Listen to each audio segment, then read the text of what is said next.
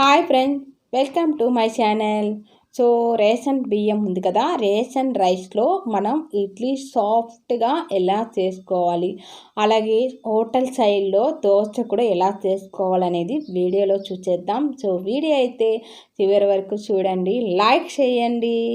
So అలాగే subscriber కూడా చేసుకోండి, పక్కనే ఉండే బెల్ ఐకాన్ కూడా క్లిక్ చేసుకోండి. సో దీనికి కావాల్సిన పదార్థాలు చూద్దాం. సో నేనైతే రేషన్ బియ్యం, ఉప్పుడు బియ్యం, రేషన్ చోర్ బియ్యం ఎత్తుకున్నాను. సో నేను రేషన్ చోర్ బియ్యమే ఎత్తుకుంటాను అనమాట. సో నేను ఎప్పుడు ఇదే వాడతాను అనమాట, ఇడ్లీకి దోశకి. సో ఇలా చాలా దుమ్ము ఉంటుందన్నమాట దీంట్లో. చూడండి ఎంత దుమ్ము ఉందో చూడండి. సో మనం చాలా క్లీన్ చేసుకోవాలి. దీంట్లో చిన్న చిన్న రాళ్ళు కూడా ఉంటుంది. సో ఆ రాళ్ళన్నీ క్లీన్ చేసుకొని, సో తర్వాత ఈ గ్లాస్ వచ్చి 5 ml అన్నమాట. సో ఇలా ఈ గ్లాస్లో మనం కరెక్ట్గా ఎత్తుకోవాలి. సో నేను వచ్చి ఈ గ్లాస్లో 2 గ్లాసు బియ్యాన్ని ఎత్తుకున్నాను. సో ఇలా 2 గ్లాస్ బియ్యాన్ని వేసుకోవాలి. మన ఇంట్లో మనం ఎక్కువ రేషన్ బియ్యం వాడం. సో ఎక్కువగా ఇడ్లీ రైస్లో మనం ఇడ్లీ దోశ అలాగే ఎలా చేస్తామో అలాగే మనకి రేషన్ రైస్లో కూడా వస్తుందన్నమాట. సో ఇలా మనం చేసుకున్నామంటే చాలా బాగుంటుంది. సో రేషన్ రైస్లో కూడా ట్రై చేసి చూడండి, సూపర్గా వస్తుంది. అలా నేను 2 కప్పులు వేసుకున్నాను, 2 గ్లాసు. సో వేసుకున్న తర్వాత దీంట్లోనే ఒక గ్లాస్ వచ్చి పచ్చి బియ్యాన్ని కూడా వేసుకోవాలి, రేషన్ బియ్యం. సో రేషన్ బియ్యం కూడా ఒక గ్లాస్ వేసుకోవాలి. సో దీంట్లో కూడా చిన్న చిన్న రాళ్ళు ఉంటుంది, అలాగే దుమ్ము కూడా ఉంటుంది. నేనైతే క్లీన్ చేసుకున్నాను. సో దీన్ని కూడా మనం ఒక గ్లాస్ ఎత్తుకోవాలన్నమాట. సో ఇలా ఒక గ్లాస్ ఎత్తుకున్న తర్వాత దీన్ని మనం వేసి కొలతలు వచ్చి మనం కరెక్ట్గా ఎత్తుకున్నామంటే ఇడ్లీలు చాలా బాగా వస్తుంది, అలాగే దోశలు కూడా వస్తుంది.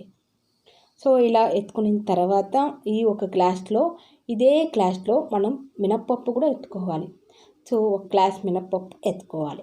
ఇలా ఒక గ్లాస్ మినప్పప్పు ఎత్తుకున్న తర్వాత దీంట్లో 1 స్పూన్ మెంతులు వేసుకోవాలి. ఎక్కువ వేసామంటే చేదు అనేది వస్తుంది. సో దానికోసం మనం హెల్త్కి చాలా మంచిది మినప్పప్పు. సో ఇలా బియ్యము వచ్చి మనం సాదా ట్యాప్ వాటర్ ఉంటుంది కదా, దాంట్లో మనం బాగా కడుక్కోవాలన్నమాట.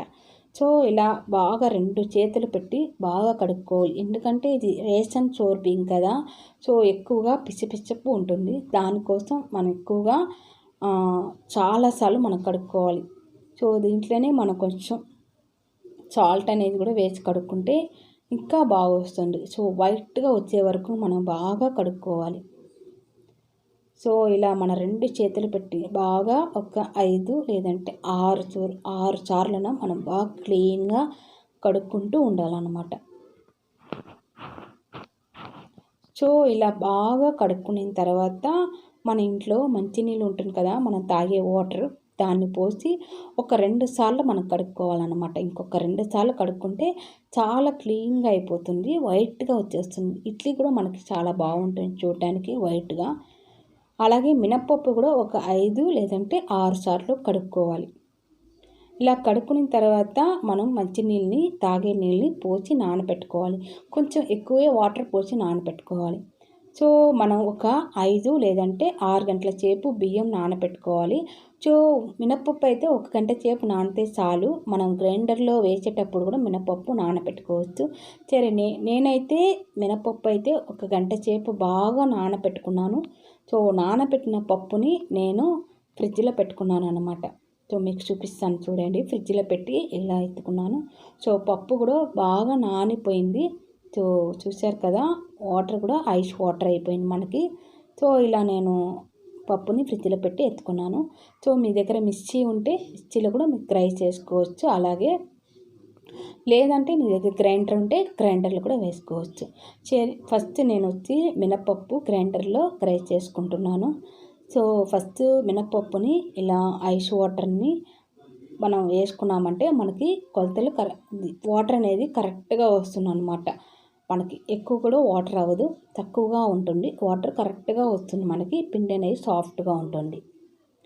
సో ఇలా మనం కొంచెంగా వేసుకోవాలి, మూత పెట్టేసుకొని. తర్వాత మనకి గ్రైండర్ వేడి అవ్వకుండా వేడి అవుతుంది కదా, ఆ వేడి కూడా మనకు తగ్గిస్తుంది అనమాట.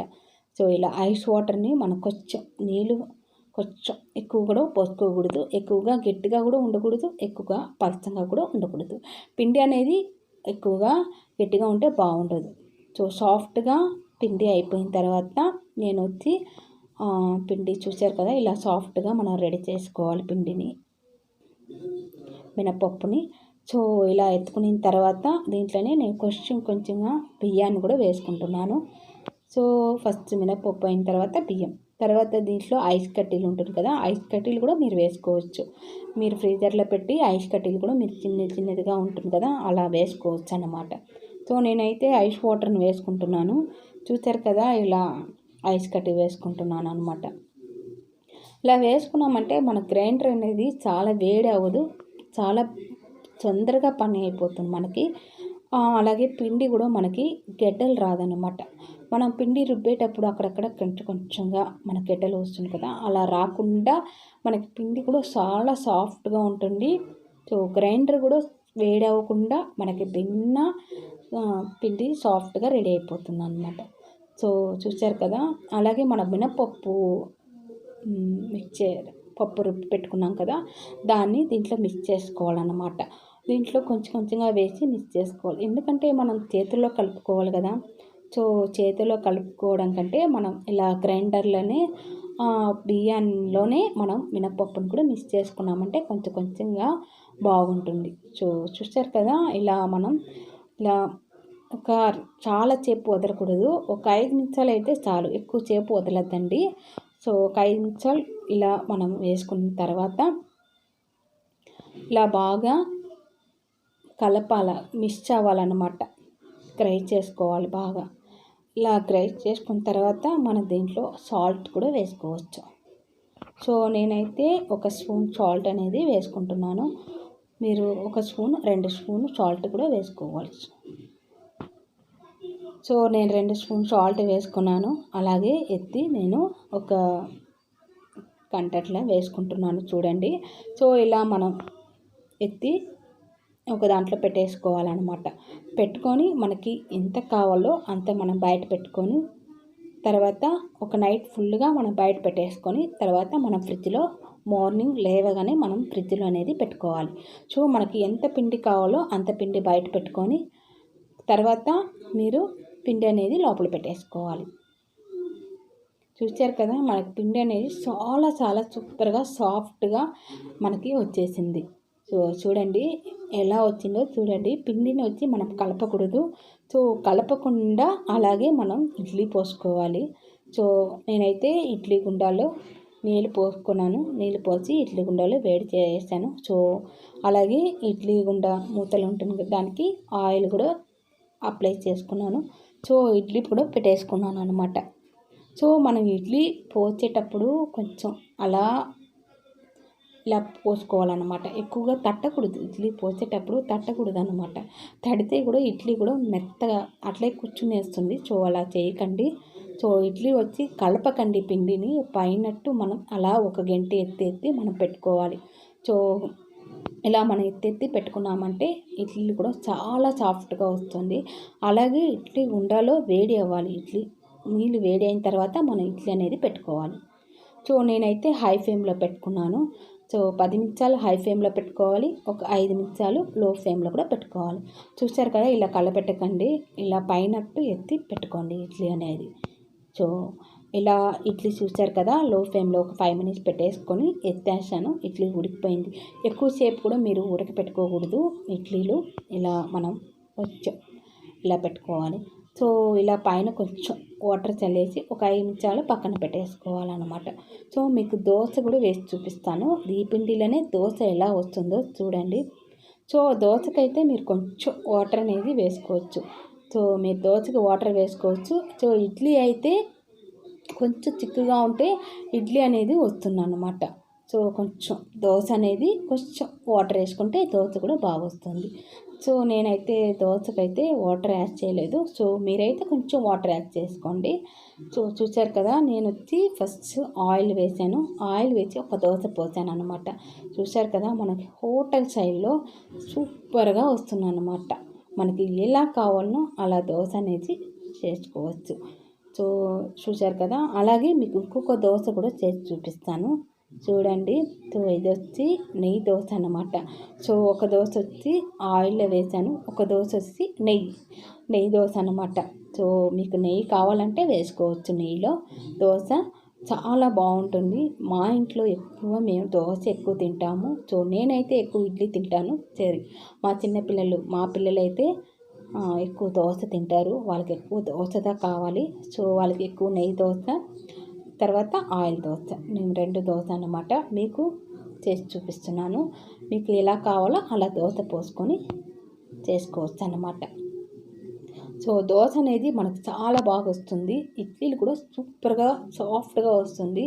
సో తప్పకుండా మీరు కూడా ఇలా వీడియోలో తీసే మరి చేయండి. తప్పకుండా మీకు కూడా ట్రై చేయండి. సూపర్గా వస్తుంది సూపర్గా వస్తుంది. సో ఇడ్లీ కూడా మనం పక్కన పెట్టుకున్నాం కదా, ఇడ్లీ కూడా టక్కని కూడా వచ్చేస్తుంది చూడండి. ఇడ్లీలు ఆరబెట్టుకున్నాం కదా, టక్కని కూడా వచ్చేసింది చూడండి. ఇలా మనకి ఎంత సాఫ్ట్గా ఉందో చూడండి, మీకు చూపిస్తాను. ఇడ్లీలు చాలా సాఫ్ట్గా ఉంది. ఇడ్లీలు చాలా సాఫ్ట్గా వచ్చింది చూడండి. సో చట్నీ సాంబారు మనం రెడీ చేసుకొని, సో ఇలాగా సాఫ్ట్గా హోటల్ స్టైల్లో దోశ చేసుకొని మనం తిన్నామంటే చాలా చాలా చాలా టేస్ట్గా ఉంటుంది.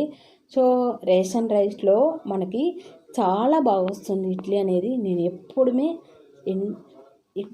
నేను రేషన్ రైస్లోనే ఇలా ఇడ్లీ చేసుకుంటాను. దోశ కూడా ఇలా చేసుకుంటాను. సో మా ఫ్రెండ్స్ వాళ్ళు కూడా చాలామంది చెప్పారు, నువ్వు వీడియోస్ చెయ్యి, మేము కూడా చూస్తాము ఎలా దోశ వస్తుంది, సో ఎలా ఇడ్లీలు ఇంత బాగా ఇడ్లీలు వస్తుంది, ఇంత బాగా దోశలు వస్తుంది, ఇలా చేయాలి అనేసి చెప్పారు. సో వాళ్ళ కోసం నేను ఈ వీడియో వేశాను. సో వీడియో అయితే ఇలా చేశారంటే ఈ వీడియోలో చేసే మరి. సో మీకు కూడా ఇలా వస్తుంది. కమెంట్ చేసి చెప్పండి ఎలా ఉందనేసి. సో మీకు వీడియో నచ్చిందంటే మీ ఫ్రెండ్స్ ఫ్యామిలీకి కూడా షేర్ చేయండి.